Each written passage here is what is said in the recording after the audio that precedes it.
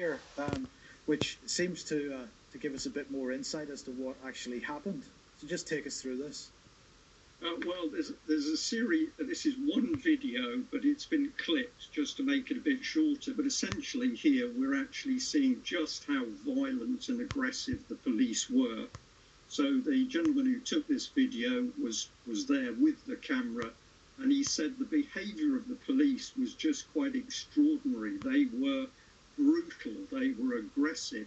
Now, possibly this is because the police were frightened.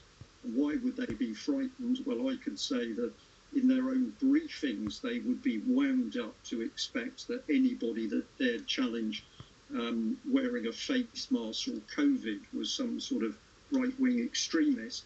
But they were simply brutal. And here we can see some of the police action. Now, this is taking place before they bring out Piers Corbyn. We'll see that happen in a minute. But it went on and on, and it got worse. So we should see any minute now, I think, them bring out Piers Corbyn. And we've got to remember that this man is 73 years old. He's a scientist. And all he's been doing is saying, I don't agree with the government. And he's surrounded by this aggressive mob of police. Look at it. We would be, if this was happening in Putin's Russia, this will be all over the BBC as brutality within the Russian system.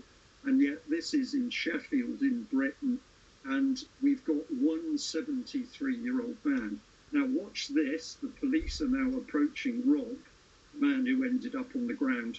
Here's the push. He goes back over a granite stone or some piece of street furniture, and then he's later has to have emergency medical